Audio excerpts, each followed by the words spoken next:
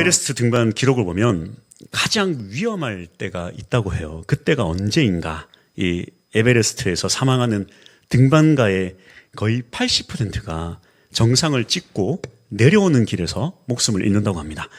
가장 위험할 때는 올라갈 때가 아니라 정상에 도달한 그 이후가 위험하다고 해요. 왜냐하면 올라갈 때는 모든 신경과 정신이 긴장을 하고 또 조심을 합니다만 정상을 찍고 나면 해냈다는 안도감, 긴장감 다 풀리고 또 주의력도 떨어지고 그때 순간 발을 헛디거나 가장 위험한 상황에 직면하게 된다는 것입니다. 그래서 마라톤 경기도 좀 비슷한 맥락이 있다고 합니다. 이 42km를 달리는 동안에는 쓰러지는 사람이 거의 없대요. 하지만 이 마라톤 관련 심장 사고의 상당수가 결승선을 통과한 직후에 발생한다고 합니다. 달리는 동안에는 막 아드레날린이 이 심장을 보호하지만 결승선을 통과하고 나면 딱 뇌가 신호를 준다고 해요. 끝났다.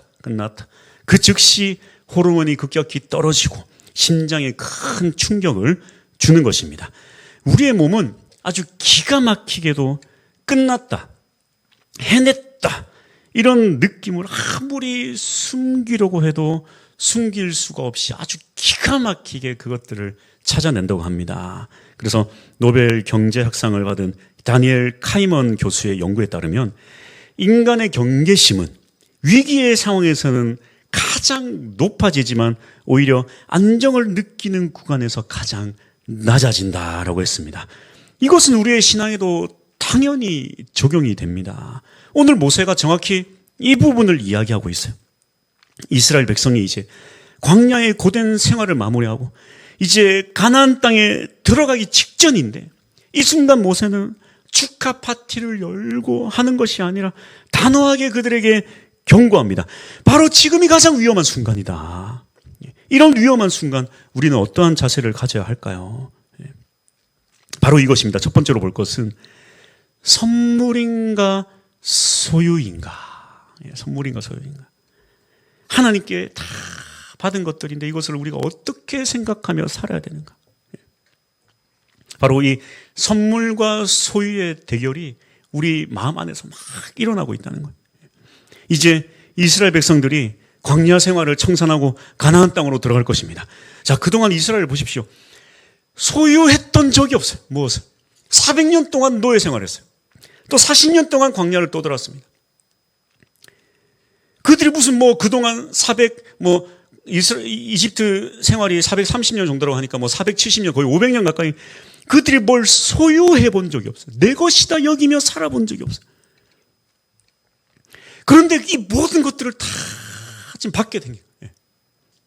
그래서 오늘 본문 10절과 11절은 이제 너희가 소유를 하게 될 텐데 그 소유하게 될 축복의 목록 앞에 이 공통적인 수식어를 하나님께서 붙이십니다.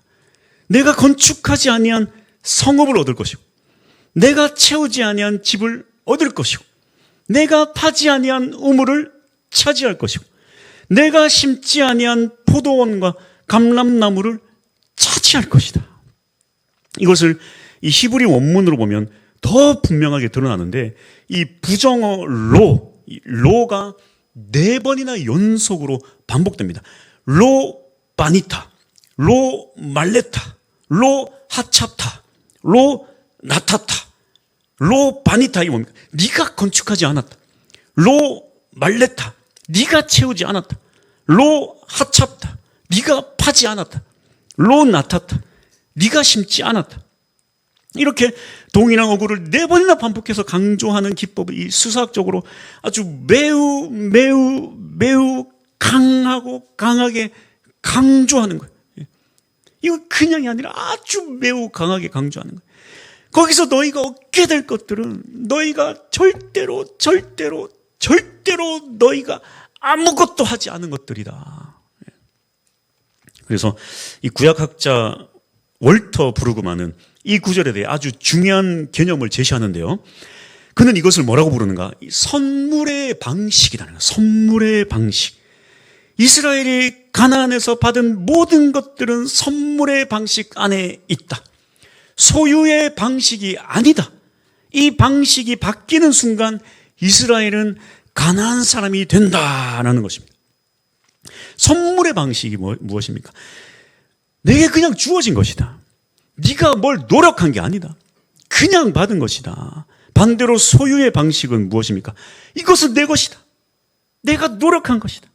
내가 만든 것이다. 그러니까 내가 지켜야 된다. 문제는 무엇일까요? 우리는 이 이스라엘 백성이 결국에 실패할 것을 너무나도 잘 알고 있죠. 성경을 다 읽었으니까. 그런데 그들의 실패한 방식 그대로 지금의 믿음의 사람들도 실패하고 있는 문제가 바로 이것이라는 것입니다. 이거. 거의 대부분의 신앙생활을 처음 시작할 때 사람들은 이 선물의 방식을 채택해요. 다 은혜입니다. 주님밖에 없습니다. 주님이 주셨습니다. 그런데 이게 시간이 지나면서 조금씩 내가 의식하지 못할 정도로 조금씩 어떻게 바뀌냐면 이 소유의 방식으로 하나씩 바뀐다는 거예요. 하나씩 그게 바뀐다는 하나씩. 의식하지 못할 정도로. 나는 다 하나님이 주셨다고 생각하며 산다고 착각해요. 조금씩 바뀐다, 조금씩.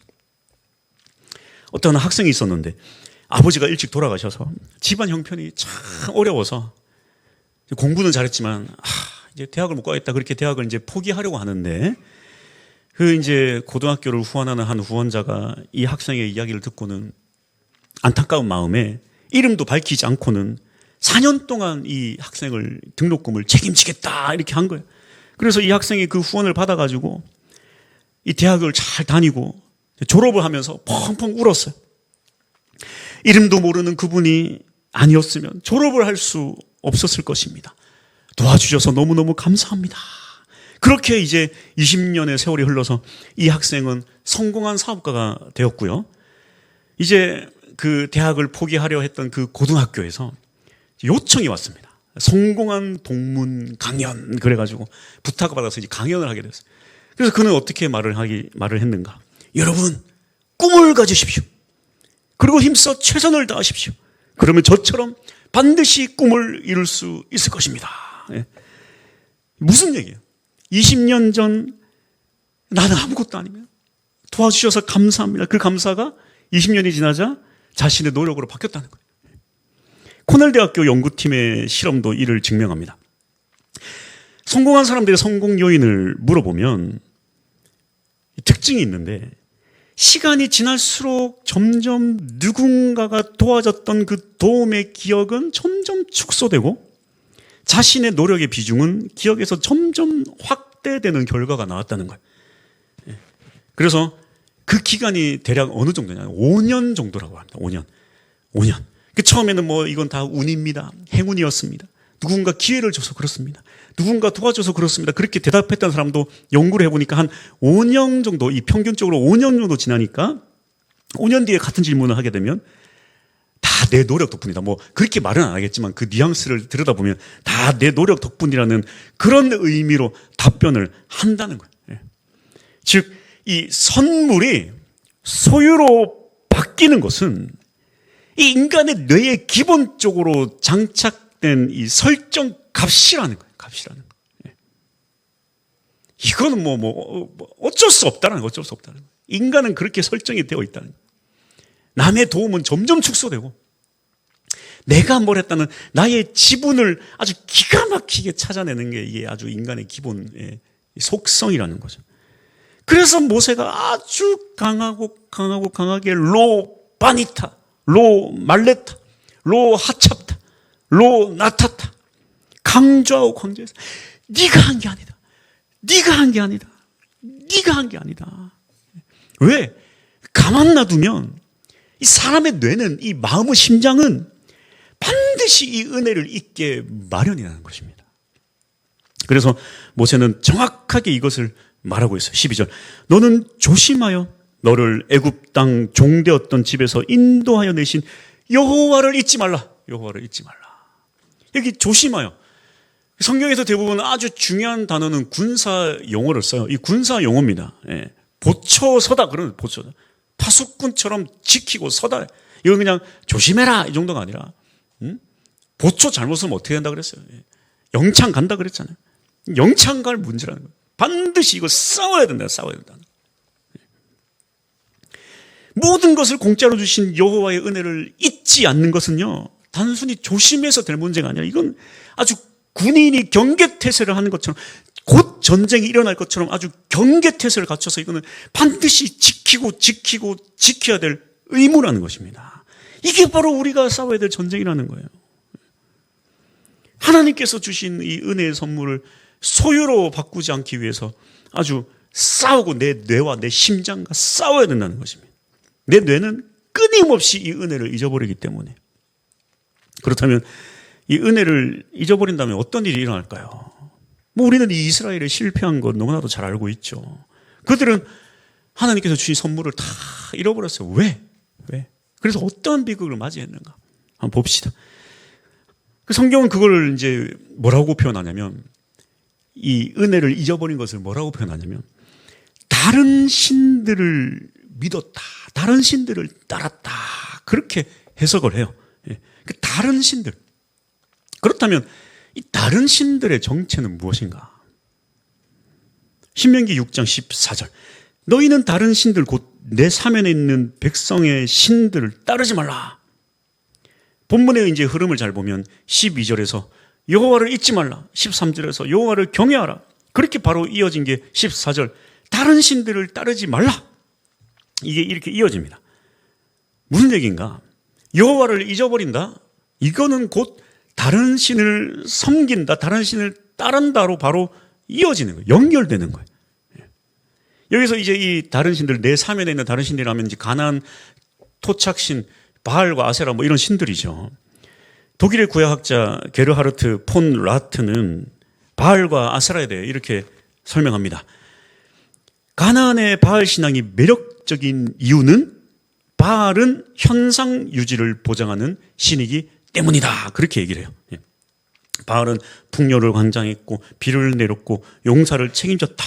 이스라엘이 바알에게 끌린 것은 종교적 호기심 때문이 아니라 지금 가진 것을 계속 유지하고 싶은 욕구 때문이었다. 이 통찰이 참 중요한데요. 이스라엘이 바알을 섬긴 것은 여호와 하나님이 싫어서가 아닙니다. 바알을 섬기는 이유 바로 이것이에요. 여호와 하나님을 통해 공짜로 받은 선물이 소유가 되었기에 그것을 잃어버리고 싶지 않아서였던 것입니다. 선물로 받은 것이 소유로 바뀌었기 때문에, 하나님이 주신 땅, 하나님이 주신 집과 풍요, 안정이 이제는 내 것이 됐기 때문에, 내 소유이기 때문에 이것을 계속 유지하고 싶은 마음이 바로 이 바알 숭배의 본질이라는 것입니다. 그래서 이 다른 신들, 이 우상 숭배의 메커니즘을 보면 세 단계로 나눌 수 있습니다. 첫 번째, 선물이 점점 소유가 된다. 두 번째, 소유가 많아질수록 두려움이 생긴다. 뺏기거나 잃어버리는 것에 대한 막연한 두려움에서 벗어나서 확실히 그것들을 지키고 싶은 욕구가 생긴다. 세 번째, 그 두려움과 욕구를 지켜줄 무언가를 찾는다. 그것이 이제 고세 시대에는 바알 신이 될 것이고, 지금으로 치면 뭐 내 능력, 내 지위, 내 경력, 내 어떤 뭐 인맥, 뭐 어쨌든 지키려고 애를 쓰기 시작하는 그 모든 것들이 다른 신들의 정치라는 것입니다. 그래서 존 칼빈은 이것을 이렇게 정리합니다. 인간의 마음은 우상 제조 공장이다. 이 우상 제조의 원료가 무엇입니까? 선물이 소유로 변질되는 데서 이 우상이 막 제조되는 거예요. 선물은 하나님께로 왔기 때문에 하나님께 맡길 수가 있어요. 당신 것인데요. 근데 소유는 내 것이기 때문에 이것은 전적으로 내가 책임지고 지켜야 돼요. 그래서 하나님이 아브라함을 통해 한 마지막 그 시험이 뭡니까? 이삭이 선물인가 소유인가에 대한 시험이에요. 그걸 아브라함이 지금 선물로 생각하는가, 소유로 생각하는가? 선물로 생각하니까 오케이, 합격. 이 선물이 소유로 바뀌면요, 더 이상 이제 하나님이 중요한 게 아니에요. 하나님이 아니라 이건 내가 지켜야 돼. 내가 지켜야 돼. 왜? 하나님 솔직히 그래. 선물을 주시기도 하지만 이 성경을 읽다 보면 하나님은 무서워. 선물을 빼앗기도 하세요. 이분. 네. 이분은 선물을 주시기도 하시고 선물을 빼앗기도 하세요. 주신 건 감사하지만 이미 내 손에 들어왔기 때문에 받은 것은 다시 빼앗길 수 없는 거예요. 이것이 바로 이 우상 숭배의 본질입니다. 주권의 문제, 주권의 문제. 주는 건 감사, 뺏는 건 안 돼요. 뺏는 건 안 돼요. 빼앗으려 한다면 내 힘으로라도 지켜내겠다는 거예요. 내 힘으로라도. 이것이 바로 우상 숭배의 본질이에요. 그리고 더 이상 우리의 이 우상 숭배는요, 뭐 어디 가가지고 뭐 돌덩이 앞에 빌고 하는 그런 게 아니에요. 이제는 뭐 절에 가서 절밥 좀 먹었다고 그게 우상 숭배고, 집에서 제사 지낸다고 제사밥 먹었다고 그 우상 숭배, 그 정도 수준이 아니에요. 이제 내 소유를 지키기 위해 하나님을 조금씩 지워가는 거예요. 거기서 다른 신들이 막 이제 달라붙기 시작하는 거예요. 우상 숭배는요, 우리가 우상을 찾아다니는 게 아닙니다. 뭐 사사기의 악순환을 봐도 알지만 여호와를 잊는 순간, 거기 여호와의 이름에 내 이름을 적기 시작한 순간 우상이 막 거기 달라붙는 거예요. 그래서 믿음의 집안, 기독교 집안에서도 얼마나 그 안에 이 여호와를 잊은 우상이 많은지 몰라요. 교회도 마찬가지예요. 교회도 마찬가지예요. 얼마나 많은 우상이 있는지 모릅니다. 내가 여기까지 했다는 거, 내가 여기까지 왔다는 거예요. 얼마나 많은 뭐 가정 뭐 예배라든지 뭐 교회에서 진행되는 뭐 기념 예배, 뭐 축하 예배, 얼마나 많은 부분 그 중심에 사랑이 서 있는지 몰라요. 사랑. 내가 했다, 당신이 했다. 물론 거기에 하나님을 살짝 끼워 넣긴 하지만 증정회장 마냥 구석탱이에다 그냥 하나님 이름을 싹 끼워 넣은 거야. 사람, 모든 영광, 사람. 그런 예배들이 너무 많아요. 저도 가능하면 주일 예배 때는 아무 행사도 안 하고 싶어요. 그냥 딱 예배만 드리고, 뭐 반드시 행사를 해야 된다면 뭐 다른 날, 뭐 토요일이나 다른 날 해야 돼요.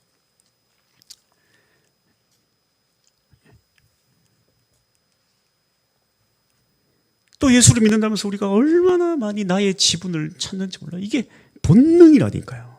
나의 지분을 찾는 건요, 여러분, 이건 인간의 본능입니다.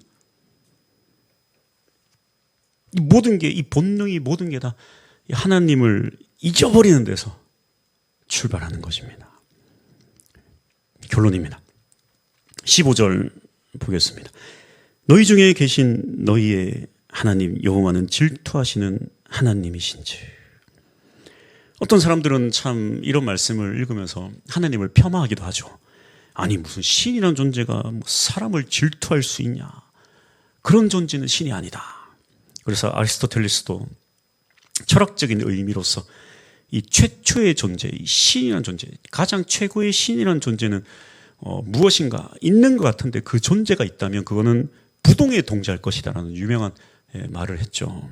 즉 절대 움직이지 않고 절대자로서 그저 그 자리에 있을 뿐이지, 하찮은 인간 세상에서 관여하고 인간 따위에게 감정을 이입하고 뭐 인간에게 무슨 뭐 사랑, 질투, 그런 존재는 아닐 것이다라는 게 이 아리스토텔레스의 어떤 신의 의미예요. 그러나 성경에서 보는 하나님은 어떤 분이신가? 자신의 백성들에게 아주 격렬하게 개입하시는 분이세요. 그분의 질투는 나약함이 아니죠. 우리와의 관계에 대해서 너무 진지한 거예요. 진지한 거예요. 그럼 질투는 여러분 사랑하기 때문에 질투를 하는 거거든요. 무슨 말인가? 온 우주를 창조하신 크고 위대하신 하나님이, 크고 위대하신 하나님이시지만 당신의 백성 한 사람을 너무너무 사랑하고, 사랑하기 때문에 그 한 사람이 하나님이 아닌 다른 존재, 뭐 아무것도 아닌 뭐 우상이나 뭐 그런 것들에게 온 인생을 쏟고 그것에 의미를 두고 살아가는 것을 두고 보지는 못하시는 분이에요. 그렇게 살다가 인생 나락가는 걸 두고 보지는 못하시는 거예요. 그래서 질투함으로 돌아오라는 거예요. 그래서 하나님의 질투의 이유가 무엇입니까? 14절, 다른 신들을 따르기 때문에. 근데 왜 다른 신들을 따릅니까? 12절, 여호와를 잊어버렸기 때문에. 왜 잊었습니까? 11절, 다 내가 한 것이다. 이 출발점 이거예요. 선물이 소유로 변질되는 거에서부터 이 모든 것이 다 이어져요. 그 끝은 뻔한 얘기죠. 결국 자신의 욕심 때문에 서로 싸우고 멸망당하는 비극을 우리는 구약 성경을 통해 확인할 수 있습니다. 그래서 하나님의 질투는 하나님의 개인의 감정이 아니라 그것은 우리로 하여금 멸망의 길로 가지 않게 하는 하나님의 사랑의 선물이에요. 가짜 우상에서 벗어나 진짜 살아계신 하나님을 의지하게 하는 최고의 선물입니다. 그래서 잘 보면 하나님은 이 질투를 누구에게 하고 계신가? 바로 이 40년 동안 하나님과 함께 광야의 길을 걸어온 사람들에게 이 말씀을 하고 계세요. 매일 만나로 먹이시고 구름 기둥, 불 기둥으로 함께 동행한 백성들, 어릴 때부터 1세대는 이제 다 죽었고 2세대 아주 어릴 때부터 하나님의 그 광야에서의 길을 함께 걸었던 구름 기둥, 불 기둥으로 그렇게 하나님을 가장 오랫동안 경험했던 사람들이 바로 이 경고의 대상이라는 거예요. 하나님을 오래 믿을수록 하나님을 존경하고 바라보는 게 아니라 하나님을 오래 믿을수록 하나님의 역사에 하나님의 어떤 이름표를 조금씩 지우고 자신의 지분, 자신의 이름표를 막 더 새긴다는 거예요. 하나님과 함께 할수록. 이게 인간의 기본 본능 세팅 값이라는 거예요. 복을 많이 받을수록 그것이 내 것이라고 착각하며 살아간다는 거예요. 잘 될수록 자기 수고, 자기 헌신의 감정에 막 빠진다는 거예요. 입은 계속 하나님이라고 말하지만 실제 행동은 나 때문에 내 것이라는 거예요. 그래서 여러분 교회들을 보세요. 교회가 막 어려워. 계속 잘 안 돼. 어려워. 막 힘들어. 막 시험 들고. 교회가 힘들고 시험 들고 어려우면 그렇게 성도님들이 교회 안에서 양보를 잘합니다. 양보를 잘해요. 이 모든 것은 다 목사님 때문입니다. 목사님도 그래요. 아닙니다. 이건 다 장로님들 때문입니다. 서로 막 양보하느라 정신없어. 근데 교회가 부흥하고 커지면 어떻게 합니까? 그렇게 양보를 잘하던 사람들이 그냥 내 탓이오. 이건 다 내 탓이오. 목사도 이건 다 내 탓이오. 장로님도 이건 다 내 탓이오.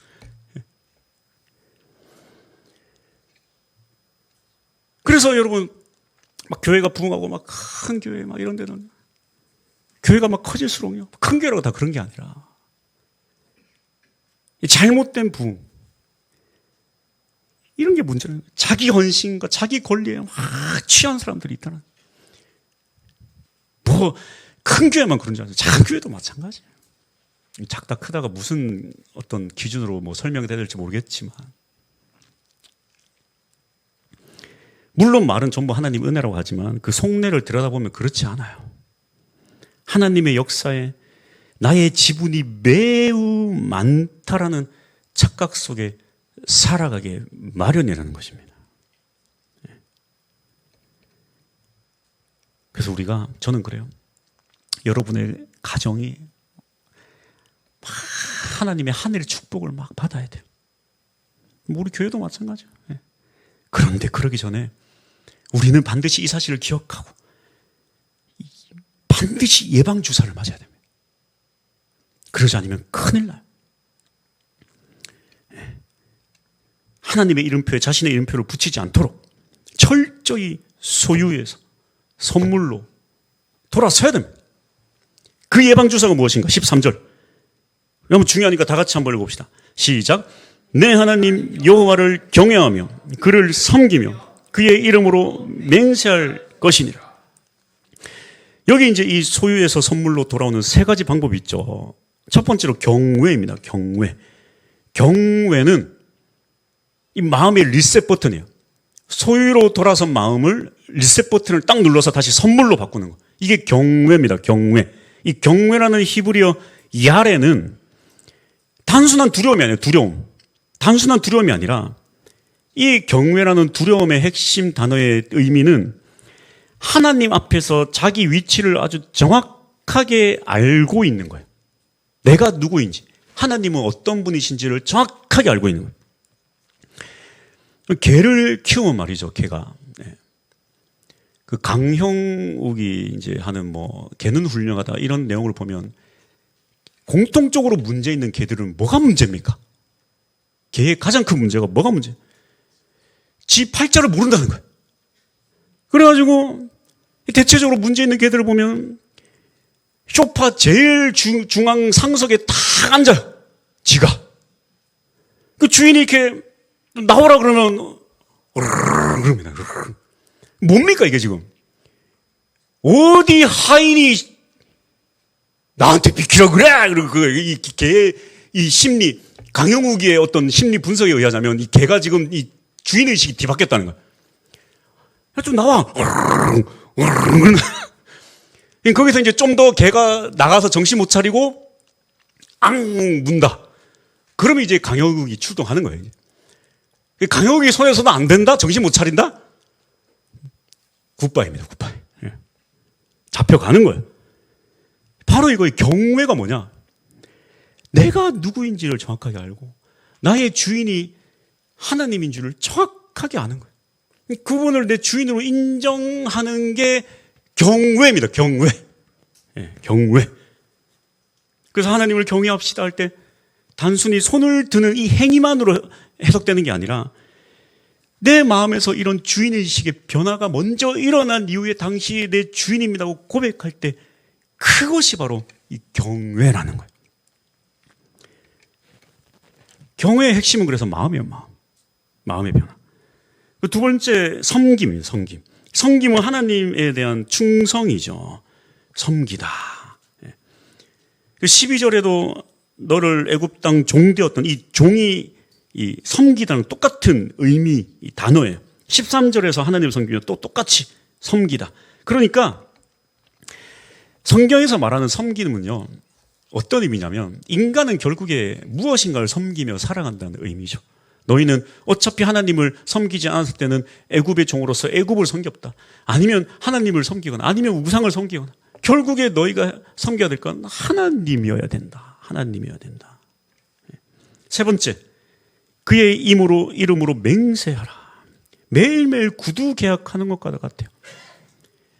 우리의 주인은 하나님이시다. 맹세, 이걸 지금으로 바꾸면 고백이라 말할 수도 있겠어요. 그의 이름을 고백하며 살아가라는 것입니다. 그래서 예레미야를 보면 이 반대의 삶이 나오죠. 예레미야 5장 7절. 내 자녀가 나를 버리고 신이 아닌 것들로 맹세하였으며 내가 그들을 배불리 먹인즉 그들이 간음하며 창기의 집에 허다히 모이며 배불리 먹였더니 타락하기나 하고 하나님이 아닌 다른 것들로 맹세하고 살아가고. 즉 맹세는 하나님을 주인으로 여기고 하나님 뜻대로 살겠다는 내 입술의 고백입니다. 정리하면 이래요. 경외는 마음으로 하나님이 내 주인입니다라고 마음으로 정하는 것이고, 섬김은 내 삶으로 하나님이 주인이십니다라고 실천하는 것이고, 맹세는 내 입으로 하나님이 주인이십니다라고 선언하는 것입니다. 이 세 개가 하나라도 빠지면 올바른 경외, 올바른 믿음이 아니에요. 다시, 경외는 마음으로, 섬김은 삶으로, 맹세는 입으로 하나님이 주인이십니다. 아주 중요한 내용이에요. 내가 옆길로 새지 않는 방법, 우리는 당연히 그런다니까요. 여기서 다시 정신 차리는 방법, 경외는 벌써 잊으셨습니다. 경외는, 섬김은, 맹세는 마음, 삶, 실천, 삶. 입, 내 마음과 내 삶과 내 입으로 하나님은 주인이십니다. 이 세 가지가 합쳐져야 이게 진짜 경외예요. 그래서 하나님을 경외하면 내 마음이 하나님께로 돌아서고, 하나님을 섬기면 내 삶이 하나님으로 돌아서고, 하나님을 입으로 고백하면 내 입술이 하나님에게로 돌아오고, 마음과 삶과 입술, 마음과 삶과 입술 외우시기 바랍니다. 따라합시다. 경외는 마음으로, 섬김은 삶으로, 맹세는 고백으로 바꿉시다. 고백은 입술로, 하나님은 주인이시다. 할렐루야. 다 외우셨죠? 다음 마지막 한번. 경외는 마음으로, 섬김은 삶으로, 고백은 입술로, 하나님이 내 주인이시다. 매일매일 단돌이 잘 하시기 바랍니다. 할렐루야.